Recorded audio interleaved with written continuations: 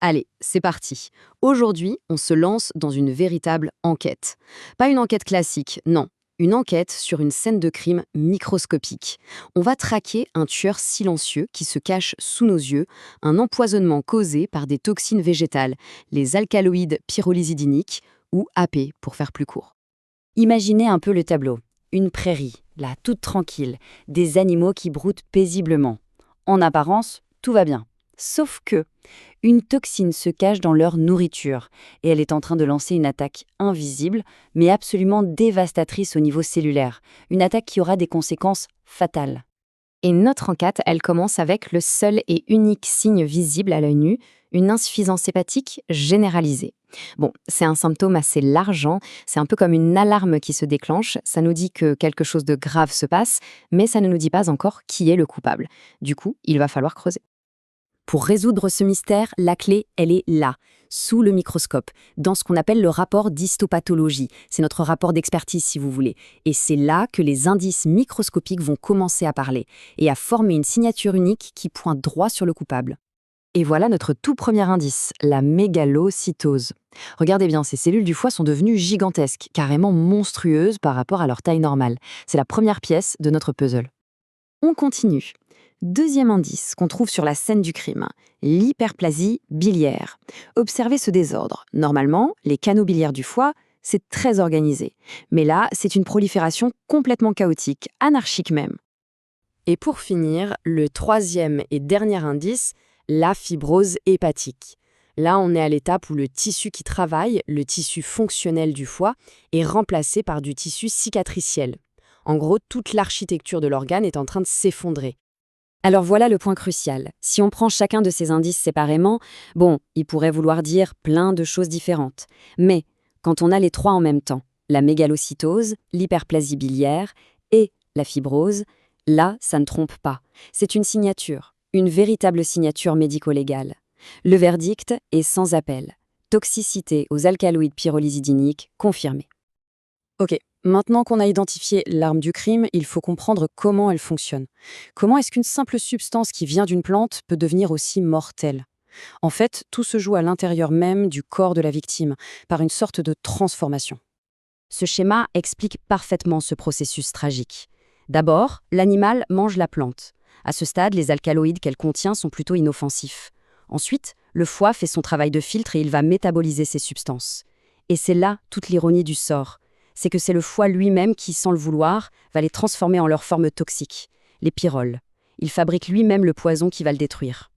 On arrive maintenant au cœur du réacteur, si je puis dire, au mécanisme même de l'attaque. On va voir précisément comment la toxine s'y prend pour mettre ses victimes KO au niveau le plus fondamental qui soit. Regardez bien la comparaison, c'est flagrant. À gauche, on a une cellule saine qui se divise normalement, c'est le cycle de la vie. Et à droite, une cellule qui est tombée dans le piège de la toxine. Le processus de division cellulaire est complètement à l'arrêt, bloqué. Alors, comment ça marche ce piège? On peut le décomposer en 3 étapes. 1. L'attaque. Les pyrroles toxiques s'infiltrent et vont littéralement menotter l'ADN de la cellule. 2. La conséquence. La cellule, elle veut continuer à vivre, elle veut se diviser, mais elle ne peut pas. Elle est physiquement bloquée. Et 3. Le résultat. Comme elle ne peut pas se diviser mais qu'elle continue de grandir, elle n'a pas d'autre choix que de gonfler encore et c'est comme ça qu'elle devient ce fameux mégalocyte qu'on a vu au début. Maintenant, voyons les conséquences à long terme de ce piège. Ce premier dommage au niveau de l'ADN va déclencher une réaction en chaîne, une véritable cascade qui mène malheureusement à la défaillance complète de l'organe. La première étape de cette défaillance, c'est la mort cellulaire. Ces cellules géantes, devenues totalement inutiles, ne sont pas faites pour durer. Elles finissent donc par mourir et ça laisse des trous dans le tissu du foie. Et c'est là qu'on arrive au point de bascule. Le foie, d'habitude, a une capacité de régénération assez incroyable.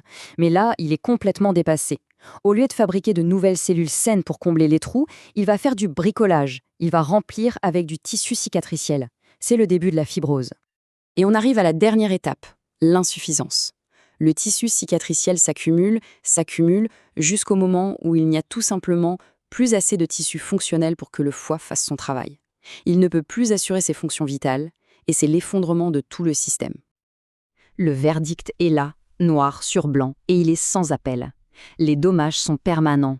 La fibrose, c'est irréversible. Il n'y a aucun traitement qui puisse faire machine arrière et réparer le tissu cicatrisé. La seule et unique solution, c'est donc la prévention. Ce graphique est très parlant. Il montre bien à quel point cette maladie est vicieuse, insidieuse. Les dégâts s'installent en silence, petit à petit, sur une longue période.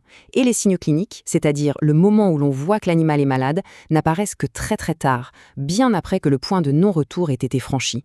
Donc, puisqu'on ne peut pas guérir, la seule arme qu'il nous reste, c'est la prévention. Toute la stratégie va reposer sur une chose, identifier les sources de la toxine pour empêcher les animaux d'y être exposés. Et les coupables, les voici, ce sont principalement les plantes du genre sénécio, comme le sénétion commun ou le sénesson de Jacob. Ce sont des plantes qu'on voit partout, souvent considérées comme de simples mauvaises herbes, mais en réalité, ce sont elles les principaux porteurs de ces toxines. Mais alors, comment l'animal finit par les manger ? Il y a 3 cas de figure principaux. D'abord, quand la plante est fraîche, les animaux n'y touchent pas. Ils n'aiment pas le goût. Le vrai danger, c'est quand ces plantes sont séchées et mélangées au foin. Là, elles perdent leur mauvais goût et deviennent indétectables. Et enfin, il y a le danger de la disette. En période de sécheresse ou quand il n'y a plus grand-chose à manger, les animaux affamés peuvent finir par consommer ces plantes toxiques faute de mieux. Du coup, le plan d'action pour un contrôle efficace est assez simple, en 2 étapes clés. Premièrement, l'identification. Il faut aller sur le terrain, inspecter les pâturages pour trouver et éliminer ces plantes. Deuxièmement, l'analyse. C'est absolument crucial de faire tester le foin et les autres fourrages pour être sûr qu'ils ne sont pas contaminés. En conclusion, le danger est souvent invisible, on l'a vu. Mais le diagnostic, lui, est clair. C'est ce trio d'indices, mégalocytose, hyperplasie biliaire et fibrose, qui signe l'intoxication. On a compris le mécanisme, ce piège au niveau de l'ADN qui cause des dommages irréversibles.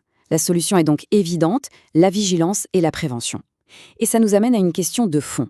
Comment peut-on mieux surveiller ce qui, par définition, est invisible à l'œil nu ?